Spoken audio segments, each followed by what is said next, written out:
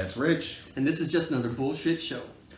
And we're back after, what, 2 months? Yeah, pretty good hiatus. You know, life happens, things, and... Just say it, you lazy fuck. Yeah, man, I was just at home, playing my retro games, drinking my beer. You know, I'm doing like 12 podcasts a month, and you can't manage 1 a week. Look, I got nothing. I got nothing. I ain't doing shit. It's all good. I mean, you know, I think everybody knows by now the point of the show is just to have fun. And if you know, if there's a little while in between episodes, it is what it is. Yeah, you know, been kind of busy on the weekends with the missus, but we're back. And what we talking about? I don't miss married life. Oh, God. And so, what are we talking about today, sir? Today we are talking about the WWE Ruthless Aggression Era. Yes, we're doing a wrestling episode. Wow, him in wrestling? I fucking hate wrestling. No, because I've been doing a wrestling podcast for 4.5 years. So yeah, we figured we'd get into some wrestling and basically talk about the 5 top guys of that era. Yeah, which little hard to narrow it down. I mean, I don't think that era gets the respect that it deserves. No, also you gotta think some wrestlers from the Attitude Era who were still in the company at that time were still big stars. So we kind of steered away from Attitude Era guys who were still around to more guys who staked their claim in the Ruthless Aggression Era. Yeah, and I think we got a pretty good list here. So do you want to start us off, or you want me to? You know what? I'm gonna start just because we're in my house. Fuck it, right? Oh yeah, we're in a different setting here. We got handheld microphones because Rich doesn't believe in tables. So. Nah. All right. So first guy up, you might have heard of him. Brock Lesnar. Jesus God. Yeah, that was horrible. I don't care. Brock. He came on the scene. Brutal. That's all. He just threw people around. It was fun to watch. I can never remember the name of the one-legged kid he just dismantled. Zach Gowen. Thank you. I knew he'd know this. He's going to fill in all the things I don't know. At that time, you've seen a man that large move the way he did in the ring. Yeah, I mean, Brock, very athletic. Nothing, can't take anything away from him in that area as far as wrestling. I mean, dude's an NCAA Division I champion. Yes, he has all the accolades, and he just came in and ran roughshod over the roster. Some of his highlights, he beat RVD for King of the Ring. He, what he did to Hogan on, was it SmackDown, I believe? I think so. Just he just went through and obliterated the whole roster. Everyone remembers the superplex of Big Show and the ring exploding. Yes. Iconic moments he gave. And the funny thing is, Brock was there. That was like 2-3 years at the max. Yeah, he didn't have a real long run at that time because he didn't like to travel. He still doesn't like to travel. I mean, that's why today his appearances are sporadic. Yeah, I mean, let's see what else he had. His WrestleMania match with Angle. Yeah, where he damn near killed himself. Yes, he did a shooting star press. I've only had 3 beers. And yeah, like I said, landed on his face. And the thing is, he would have hit it if he wouldn't have done the tuck in the middle of it. I don't know why he tried to get fancy with it. Dude's 300 pounds. It's WrestleMania. You gotta get fancy. A 300-pound motherfucker doing a shooting star press is fancy enough without the tuck. Keep tucking it. Wait, that sounds weird. Never mind. Easy there, Buffalo Bill. Yeah. Another key moment he had when he lost the title to Eddie Guerrero. Yes. And that was at No Way Out in 2004, and he was distracted by Goldberg. Goldberg had came down to the ring. And that led to another moment, the Goldberg-Lesnar match, where everyone knew they both were leaving the company. Stone Cold was the referee. He is trying to keep it together. Everyone's booing it. Yeah, it was horrible. Yes, I remember watching that, thinking this is a great build-up, and at that time, the internet still wasn't what it is now, so the fact that everyone knew both guys were done after that match was just like... It was such a build-up to see those 3 in the ring, and it was a shit show. Yeah, complete shit show. The only thing that saved it was Stone Cold stunning both of them after the match. Yeah, that was really it. And see, I liked that version of Brock Lesnar so much better than the one that we've seen recently, because he could put on, I mean, he can still put on a great match, but his matches then were so much better because they weren't so one-sided. You know, I mean, he was still a monster. He still beat the shit out of everybody. But like the Brock Lesnar now, in recent years, he's got 2 moves. And he's so much better than that. I feel that it's like he doesn't want to put the work in because he doesn't have a love for the business. I don't even know if it's that. I think that's just the way that he's booked. He's booked to be just a monster who just decimates everybody. Nobody can get any offense in on him, and he just German suplex, F5, F5, done. True, and you're right. I mean, when he came in, I really thought he was going to stick around, have a decade run, be the top guy, and he was entertaining. Not that he's not entertaining now, it's just different, but Brock, Ruthless Aggression Era was just, he came out and just, you were not prepared for it. You know, it was, this guy probably knew he was in OEW, or what was it, Ohio Valley. Yeah, Ohio Valley, and knew he was coming up, but Brock Lesnar, amazing. Wish he would have stuck around, but we got what we got, and we got some great moments from him. Yeah, all right. I like that. You know, Brock Lesnar, Ruthless Aggression Era, like I said, to me, much better than recent Brock Lesnar. Real quick, I did love the way he beat the shit out of Cena. Which one was it? Was it SummerSlam? The more current one? Like when he came back? Yeah, like when he came back. Yeah, it was like 2014, I think. Yeah. Yeah, it just fucked Cena up and fucked Triple H up, and yeah. It was good. It was entertaining. Anyways. When he hit the 38 suplex or whatever it was on Cena. All right, so my first one, Ruthless Aggression Era, Chris Jericho, Y2J. Yes, very good, very good. I mean, he was the first ever undisputed champion in WWE, which was a shock, I think, to everybody. I'll never forget watching that pay-per-view and thinking, like, there's no way he's going to get through Stone Cold and The Rock. Yeah, because they you know, Rock had the WCW title, Stone Cold had WWE title. You know, I think everybody expected it to be Rock and Stone Cold at the end of the day, and Jericho beats them both. Yeah. How he got to that position, because like I said, I don't think anybody expected it. And, you know, just some of the rivalries he had, like Triple H, his rivalry with Shawn Michaels, their WrestleMania match was fucking phenomenal. He still says that's his favorite match. Like, he just had the podcast with Stone Cold saying, like that's his favorite. Yeah, I mean, just outstanding. And then, you know, he held the tag titles with The Rock, of all people, and with Christian. And, you know, he's the one also in that same era. He's the one that created the Money in the Bank ladder match. Like, it was his, you know, brainchild or whatever, and he took it to Vince, and Vince liked it, and now it's got its own fucking pay-per-view, and Jericho gets 0 credit for it. Well, of course, it's Vince's. Yeah, I mean, but, so yeah, and I mean, now, you know, fast forward a little bit, he's like the top star in AEW, first ever AEW world champion. He's been Intercontinental champion in WWE 9 times, which I believe is still a record. Yeah. He's been, you know, if you want to count it, the IWGP Intercontinental champion for New Japan, so it'd be 10 times Intercontinental champion. And I mean, he is one of the greatest of all time. Yeah, I mean, his character at that time, too, for that era, is because he came in right, it was still kind of Attitude Era, because he debuted 2000 in Chicago. Yeah, I was there. Yeah, and so he was on that cusp, but he was that character that carried it through. He was that, you know, he was the annoying bad guy, but he was entertaining. Like, he could... Yeah, in WWE, specifically the Ruthless Aggression Era, that's where he really broke out. Because WCW, he was a cruiserweight. He was never going to get out of that cruiserweight niche in WCW, no matter what he did. Because he was entertaining as hell in WCW. Oh, yeah. He put him in the mic, and he did the 1,001 holds. And yeah, and every other one was armbar. You know, so, yeah, fucking Chris Jericho. He is... I would have to put him, as far as greatest of all time, I would have to put him top 5. I have to. Out of the history of professional wrestling? Yes. Wow, that's a shocker coming from him.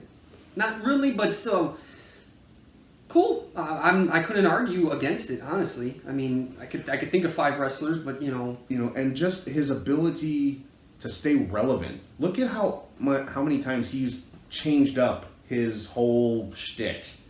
You know, whether it was his haircut or the way he dressed or his ring gear or his entrance or, you know, from heel to babyface. And, you know, dude's a fucking chameleon. Yeah, and again, he puts the work in the ring. He can put on a show physically. It's not just his attire and his talk, he can perform in the ring even to this day at 50. Yeah, and I mean, just last week he got thrown off, top of a 10-foot cage, even if he did land on a mattress, whatever. I still wouldn't do it like that. He still fucked his arm up, so. Cool, yeah, can't go wrong with Y2J. And Fozzie's a good band. Oh, you caught me look. Okay. Next, this is a little Eddie Guerrero. Respect. Yes, it's man. He was a show inside and outside of the ring.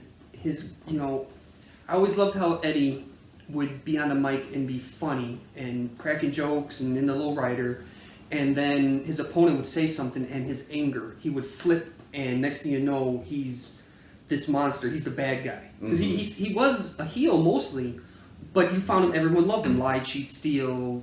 Poppy. It was entertaining. It was like he was a bad guy, and then you'd see him become the bad guy when he'd flip. He'd get angry, and then he'd go off. That was so entertaining to see.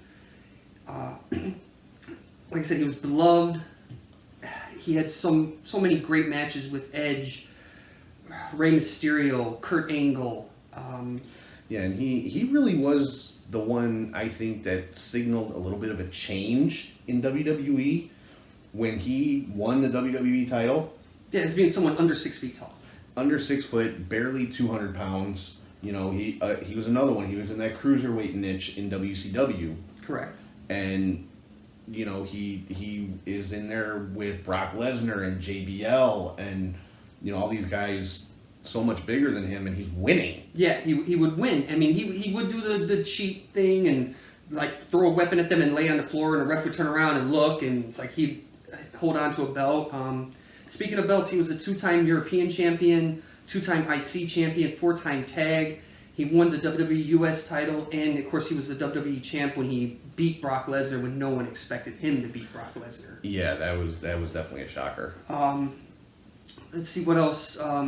He actually defended the title and beat Angle at WrestleMania 20, which was another one I'm thinking, there's no way he's getting through this. And again, they kept the strap on him, and that showed the confidence they had in him and just who he was as a wrestler and a person and the character for that era. And I gotta say, at that WrestleMania, there was a moment.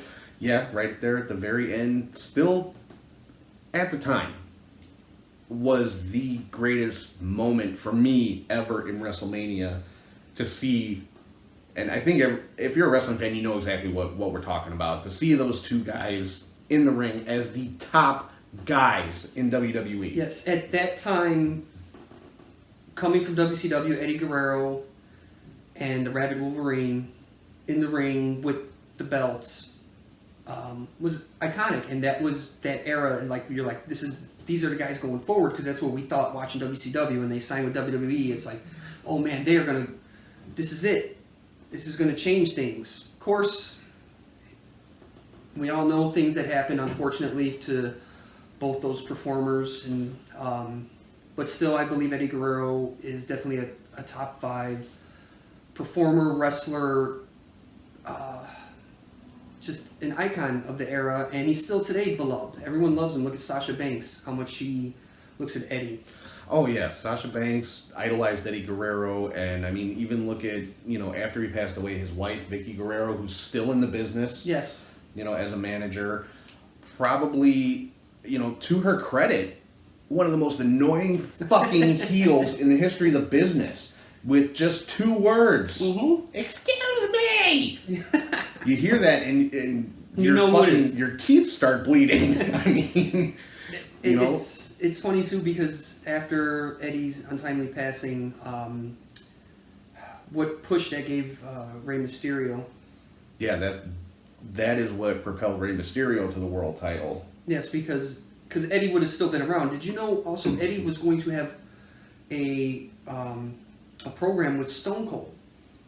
That would have been fucking great. Yes, but at the time Stone Cold had disagreements with WWE direction. It wasn't with Eddie, it was with Brock. Yeah, it was because they wanted him to lose to Brock for no reason. Yeah, on Raw. Yeah. Like not even a pay-per-view. With no build or anything like that. Yeah, but Eddie and Stone Cold were scheduled to do, and like that would have been great to have seen. And just the thing about some of the matches that we didn't get to see because Eddie did pass away, like how great would Eddie versus Shawn Michaels have been?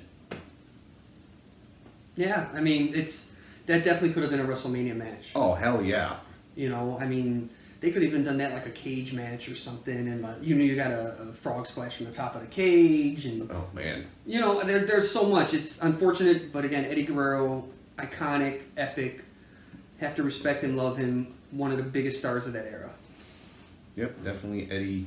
Eddie is truly one of the all-time greats as well.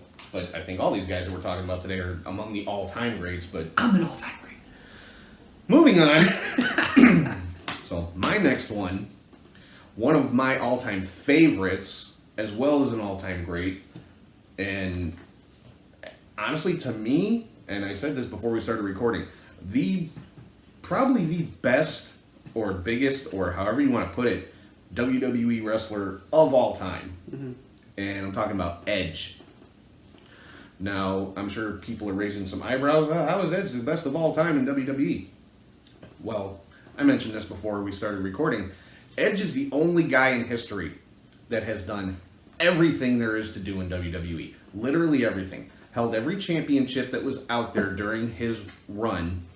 World title, Intercontinental title, tag team titles. He was the last WCW United States champion.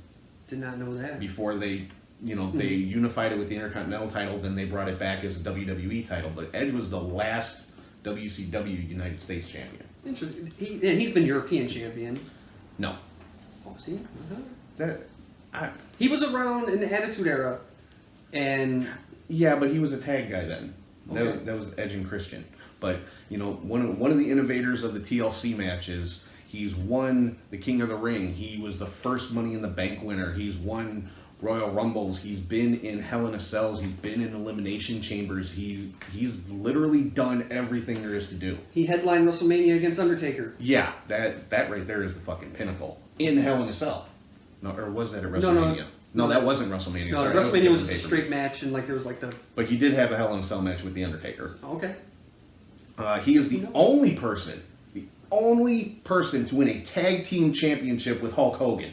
This is true. I remember that. And I remember they played the whole story about Edge was in the crowd when Hogan wrestled Warrior in Skydome. Yep, in Toronto. And so that's why they made the tag team. And then, Hogan's only tag team because Hogan doesn't like people.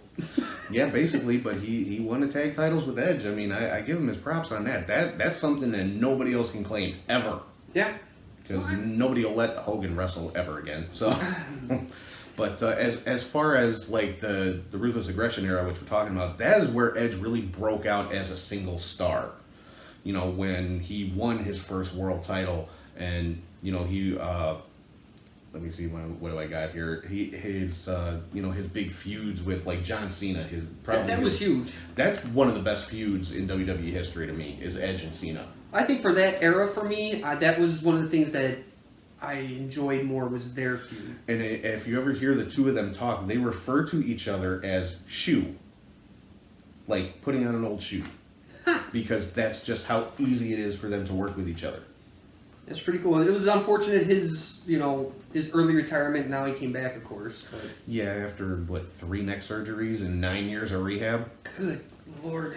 But yeah, I mean, like I said, he Ruthless Aggression. That's when we had Rated RKO, the tag team. Oh, that was awesome. Yeah, I'm a Orton fan. Oh yeah, and he's done fucking everything. He had that rivalry with Matt Hardy when all the shit with Lita.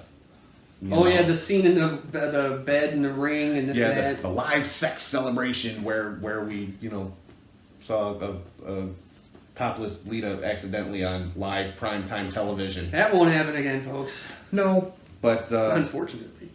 But yeah, so definitely for my money, Edge to me, just my opinion, the greatest WWE superstar of all time. Just because he's at the very least he's the most decorated. That's crazy because you brought that up before we started recording, and I didn't realize that. Yeah, I just realized it like a couple of weeks ago. I was, doing my research or whatever. It's like, he's done fucking everything. Anyway, I think that's our first F-bomb. Fuck it! Won't be the last. No. But so yeah, Edge. Very nice. So we got Adam Copeland, Yes. as he is otherwise known. He's a good fucking actor too. So we got Brock, Eddie Guerrero, Edge, and Y2J.